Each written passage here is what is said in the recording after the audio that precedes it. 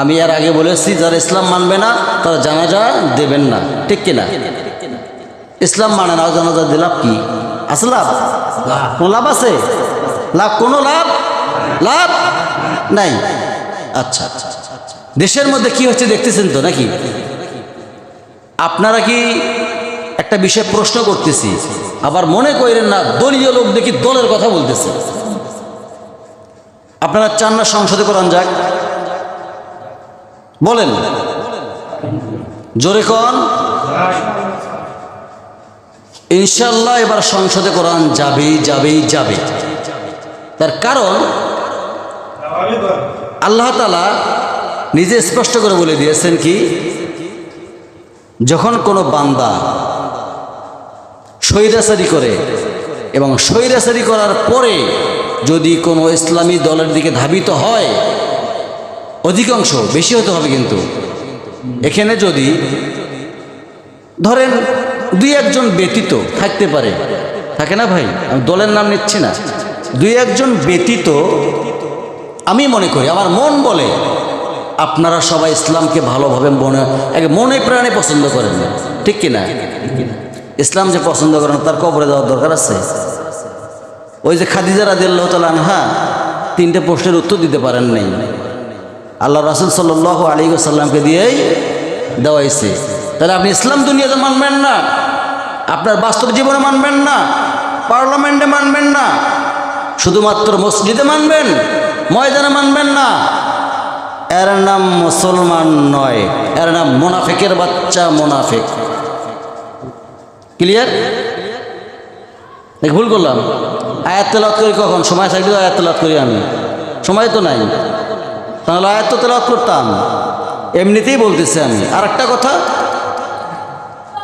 আল্লাহ তাআলা বলছেন তোমরা একতাবদ্ধ হয়ে যাও, একতার প্ল্যাটফর্মে আবদ্ধ হয়ে যাও, হে মুসলমান জাতি, হে মুমিন জাতি, তোমরা একতাবদ্ধ হয়ে যাও।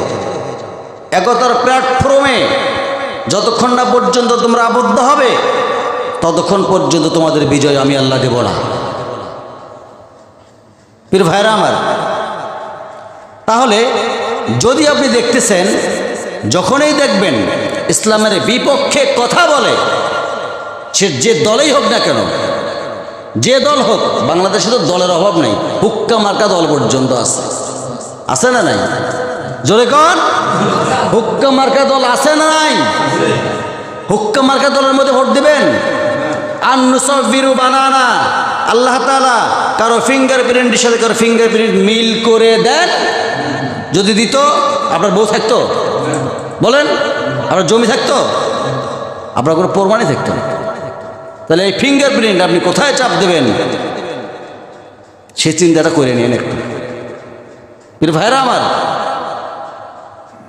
কথা বের হয়, এখান থেকে কিছু কথা যায় আমার কাছে, এখান থেকেই কিছু কথা যায়। এগুলো কি বলে আমি তাদেরকে বলি, বলতে দেন। সেই ব্যক্তিটা আজকে আসেনি, ধরতাম আজকে ধরতাম। মসজিদ, আল্লাহ রাসূল সাল্লাল্লাহু আলাইহি ওয়াসাল্লাম মসজিদে নববীর রাজনীতি করেন নাই ভাই? যদি করেন নাই? মসজিদে নববী থেকে কি তিনি সম্পূর্ণ রাষ্ট্র চালান নাই? তাহলে যিনি রাষ্ট্রপ্রধান তিনি তো ইমাম। আর যে হুক্কা মার্কা দলগুলো আছে এখন বর্তমান যে রাষ্ট্রীয় ক্ষমতায় যায়, তাকে নামাজ পড়াইতে পারবে এমন অ্যাবিলিটি আছে? বলেন, আপনারা বলেন, জোরে কন। আছে? নাই। এখন সামনে ভোট আসতেছে, কি বলবে জানেন? মসজিদে যাবে, একখান নেতা ইমাম সাহেবকে বসে সামনে দাঁড়ায় বলবে,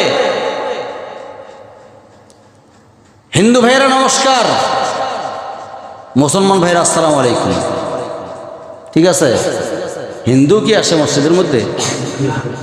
না, বলে নাই? এর আগে মনে হয় বলে নাই, না বলছিল। তারপরে কি বলছিল? দেখেন কেমন নেতা ভাই, নেতা সাজে। নেতা কাকে বলে? এগুলো নেতা, এগুলি নেতা বলে? নেতা হবে রাসূলের মতো নেতা হতে হবে, তার চরিত্র কিছু না কিছু থাকতে হবে। আর এমন নেতা বিড়িখোর, গাঁজাখোর, তাস খেলে, জুয়া খেলে, অল টাইম ক্যাসিনো খেলে। কি বলি, ভাষা নাই। ভাইরা আমার,